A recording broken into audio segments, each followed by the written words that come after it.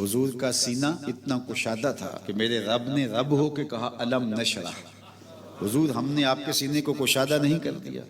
جب تک دنیا موجود ہے یعنی قیامت تک کوئی ایک چیز بھی ایسی نہیں ہے جو اللہ کے محبوب نے بیان نہ کی ہو، بتایا قیامت تک، لیکن 300 ساڑھے 300 سال حضور کے وصال کے بعد جو ہوگا اس کا تو حضور نے نام بھی بتایا، اور وہ میرے دوستوں کو حضرت حذیفہ کہتے ہیں پتہ نہیں یاد ہے یا بھول گیا ہے، حضور نے سب کچھ بتایا ہوا ہے۔ اس کے بعد قیامت تک جو ہونے والے واقعات تھے حضور نے وہ اجمالاً بتائے ہیں۔ تو حضرت حذیفہ کہتے ہیں کہ حضور نے کوئی چیز ترک نہیں کی، اور مختلف احادیث کے اندر بعد میں ہونے والے فتنوں کا بھی حضور نے تفصیل سے ذکر کیا، اور حضور کی نگاہوں میں سب کچھ موجود ہے۔ اب حضرت حذیفہ بن یمان فرماتے ہیں قلت یا رسول اللہ صلی اللہ علیہ وسلم انا کنا فی جاہلیت وشر فجاءنا اللہ بہذا الخیر، ہم جہالت کے مارے ہوئے لوگ تھے، ہم شر و فساد میں پل رہے تھے، اللہ نے آپ کے صدقے ہمیں خیر عطا کی۔ اللہ اکبر، جنگ و جدل میں رہنے والے لوگ، چھوٹے چھوٹے معاملوں میں جنگیں چھڑتی اور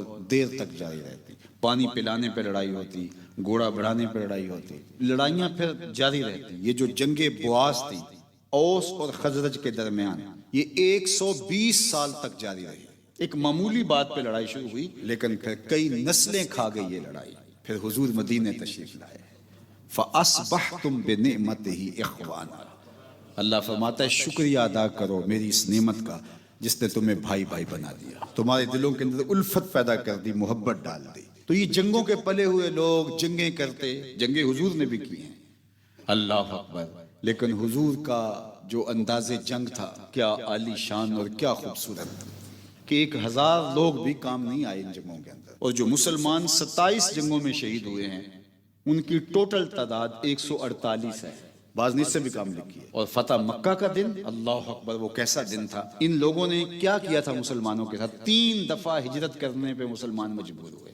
حضرت سمیہ کو شہید کیا مکے کے چوک کے اندر، عورت ذات تھی، نیزہ مار کے ان کو شہید کیا گیا۔ حضرت یاسر شہید کیا گیا، حضرت بلال کو تپتے ہوئے پولوں پہ لٹایا گیا، خود حضور اکرم کو حالت نماز میں اذیت پہنچائی گئی، اوجڑیاں ڈالی گئی، کانٹے بچھائے گئے، حضور کے سکے چچا کا مسئلہ کیا، ناک کاٹ دی، کان کاٹ دیے، زبان کاٹ لی، کلیجہ چیرا، تو کتنا دکھ تھا مسلمانوں کو، اور آج وہ مسلمان 10,000 کا لشکر لے کے آ رہے ہیں۔ تو سعد بن عبادہ کے ہاتھ میں جھنڈا تھا، تو غصے سے ایک نعرہ لگایا الیوم یوم الملحمہ، آج کا دن خون ریزی کا دن ہے۔ جنگوں کے اندر تو ایسے نعرے لگتے ہی لگتے ہیں، حضور نے ان کے ہاتھ سے جھنڈا لے کے ان کے بیٹے کو دے دیا اور فرمایا یہ نعرہ نہ لگاؤ الیوم یوم الملحمہ، یہ کہو الیوم یوم المرحمہ، آج رحمت کا دن ہے، رحمت کے بٹنے کا دن ہے۔ کن کے خلاف؟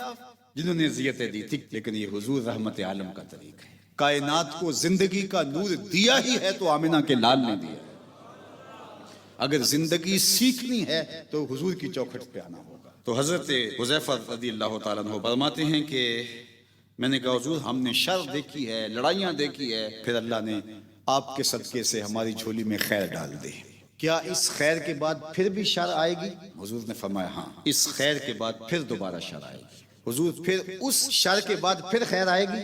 فرمایا ہاں پھر خیر آئے گی، وفیہ دخن، لیکن اس میں دھواں ہوگا، کہ لوگ سنت پر عمل کرنے کی بات کریں گے لیکن وہ میری سنت نہیں ہوگی، بدعت کو سنت قرار دے رہے ہوں گے، وہ سنت نہیں ہوگی، وہ کہیں گے ہم حضور کی تعلیمات کے مطابق چل رہے ہیں، لیکن حضور نے فرمایا کہ وہ میری تعلیمات کی مطابقت میں زندگی ان کی نہیں ہوگی، ان میں اچھائی بھی ہوگی برائی بھی ہوگی۔ یعنی کچھ ایسے زمانے آئیں گے جس میں خیر پھیل جائے گی، اور جو ایسے حکمران آ جائیں گے جو اچھائی والے ہوں گے، اور کچھ ایسے زمانے آئیں گے جس میں برائی والے ہوں گے۔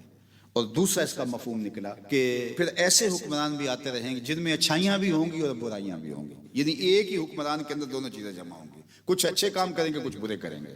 حضرت حذیفہ کہتے ہیں میں نے پھر حضور سے پوچھا اس خیر کے بعد پھر بھی کوئی شر آئے گی؟ یہ بھی ایک خیر ہے کہ چلو کچھ اچھائی ہوگی کچھ برائی ہوگی، اچھائی باقی ہوگی، لیکن اس کے بعد بھی کوئی شر آئے گی؟ قال نعم، حضور نے فرمایا ہاں، اس کے بعد بھی ایک شر کا دور آئے گا، ایسے لوگ ہوں گے جو تمہیں جہنم کے دروازوں پر بلائیں گے، یعنی ان کی اتباع جہنم میں لے جانے والی ہوگی۔ میں نے کہا حضور مجھے بتا دیجئے کہ وہ لوگ ہوں گے کون؟ تو اللہ کے محبوب نے ارشاد فرمایا وہ لوگ ہمارے ہی ہوں گے، یعنی مسلمان ہی کہلائیں گے، ہماری ہی بولی بولیں گے، قرآن و حدیث سے بیان کریں گے۔ حضور اگر ایسے لوگوں کا دور میں پالوں تو پھر مجھے کیا کرنا چاہیے؟ مجھے آپ ارشاد فرمائیے۔ جو مسلمانوں کی جماعت ہے اس کو لازم پکڑ لینا اور ان کے امام کے دامن کو مضبوطی سے پکڑ لینا۔ اللہ اکبر، یہ ہے تیرا بچنے کا حال۔ عرض کی اس دور میں نہ کوئی ایسی جماعت ہو اور نہ کوئی ایسا امام ہو تو پھر کیا کروں؟ 10 سال سے یہ کہہ رہا ہوں، اگر آپ کو یاد ہوگا کہ یہ امت بے امام ہے، بلکہ پچھلے سے پچھلے جمعے کو آپ کو یاد ہوگا، 3 جمعے قبل میں نے کہا تھا یہ فلسطین والے ایشو کے موقع پہ کہ دنیا اس وقت لیڈر سے خالی ہے، یعنی مسلم امت تو اس وقت امام سے محروم ہے ہی ہے۔ اس وقت پوری دنیا کے اوپر کفر کے پاس بھی کوئی ایسا لیڈر نہیں ہے جو دنیا کو امن کی طرف لے کے جا سکے۔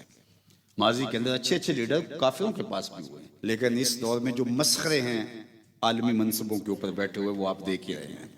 قائدین کی بہتات ہے لیکن قیادت کوئی نہیں۔ لیکن حضرت حذیفہ بن یمان نے حضور سے پوچھا، حضور نے اس کا بھی حال دیا، فرمایا اگر ایسا دور آ جائے پھر تنہا ہو کے بیٹھ جانا۔